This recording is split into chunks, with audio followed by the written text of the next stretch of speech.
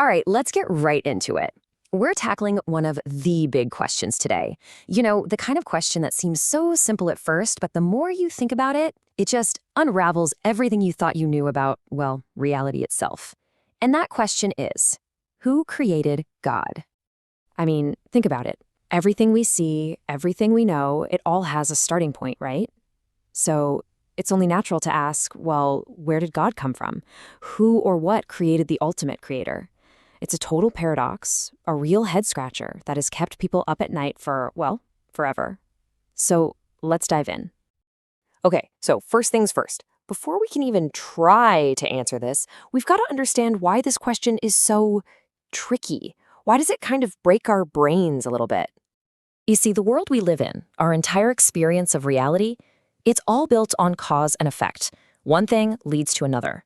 A seed is planted, a tree grows. An idea sparks, a company is born. Everything has a starting point. We're just hardwired to think that way because we live inside of time. So naturally, we apply that same rule to everything, even God. So here's the thing. Asking who created God is something philosophers call a category error. It's basically asking a question that doesn't fit the category. The best analogy, it's like asking, what's north of the North Pole? Think about that for a second. The question itself just doesn't work, right? The North Pole is the northernmost point. There is no north of it. The question is invalid.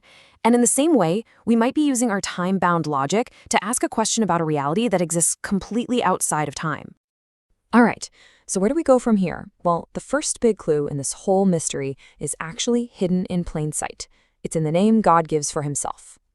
So you've got this scene, right? The burning bush. Moses asks a pretty straightforward question. Who are you? Who should I say sent me? And the answer he gets is, well, it's not what you'd expect.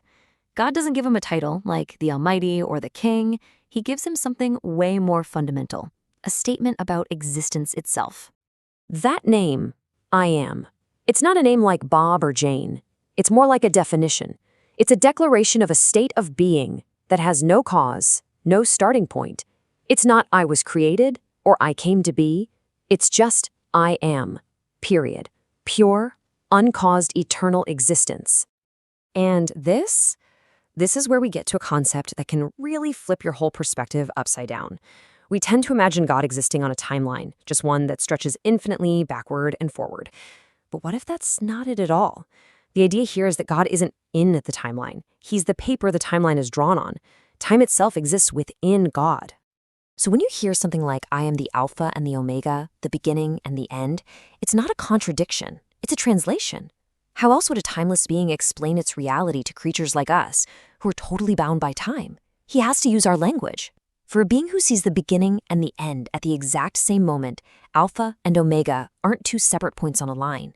They're a single, unified reality. Okay, so if God is eternal, existing outside of time, that leads to another huge question, doesn't it? What was this infinite being doing before anything? Before creation, before time itself even began? Just try to imagine it. No stars, no planets, no angels, nothing. Just God existing in what some thinkers call the eternal now. And it wasn't a state of boredom. An infinite being can't be bored, right? It was more like a deliberate, powerful stillness. Kind of like an artist standing in front of a blank canvas, holding the entire masterpiece in their mind before a single drop of paint has been used. So what was going on in that stillness? Well, a lot of theological thought, both Christian and Jewish, points to three things happening all at once. First, God was in perfect communion with himself, a kind of internal perfect community of love. Second, he was conceiving the entire story of creation, every single detail. And third, and this is the really mysterious one, he was preparing for a war. Let's just pause on that second point for a second, because it's wow. This idea, right here in Psalm 139, suggests that before the universe even began, the entire story of humanity was already written. Your story, my story, every single day of our lives existed as a complete thought in the mind of God. Think about that. Before a single star was lit, you were known. And that brings us to that third point, preparing for war. Because this is where that eternal, perfect stillness gets shattered. It's broken by the very first act of creation. And almost immediately, by the very first act of rebellion. You see, the first being God created, the first consciousness to exist besides his own, wasn't some warrior angel. It was a being of almost unimaginable beauty and perfection, a being named Lucifer. You could call him the crown jewel of all creation. Now, this is absolutely crucial to understand. Lucifer was not created evil. He was a masterpiece. The scripture describes him as the seal of perfection, covered in precious stones, with music built into his very being. He was the guardian cherub, the one who stood closest to God, maybe even leading all of heaven in worship. But something went wrong. Perfection was corrupted by pride. Lucifer looked at his own beauty, his own wisdom, and a thought began to grow inside him. A toxic thought. Why should I reflect glory when I could take it for myself? These 5 I will statements you see here, this is the birth of evil. It's the moment pride fractures reality. And get this, it wasn't just him. His rebellion was so persuasive, so charismatic, that he actually convinced a third of the angels in heaven to join him. A full 1/3 chose to follow the creature instead of the creator. So when we talk about the first war in heaven, don't picture swords and shields. This was a war of wills, a war of worship. It all boiled down to one fundamental question that echoed through eternity. Who is the ultimate authority? The one who creates or the one who was created? And this is where all the pieces we've been talking about come together. God's timeless nature, what was happening in eternity before creation, and this first shocking rebellion in heaven. It all leads us to a pretty stunning conclusion. Maybe, just maybe, we've been asking the completely wrong question this whole time. Because after that war of wills, after Lucifer and his followers were cast out, Earth enters the scene.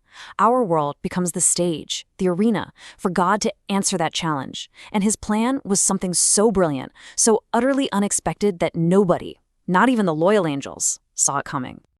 So, we come full circle. The question, who created God? We can see now that it's a dead end. It's like trying to measure a thought with a ruler. You're using the rules from inside our created universe to try and understand the being who exists outside of it. It's just the wrong tool for the job. It's the wrong question.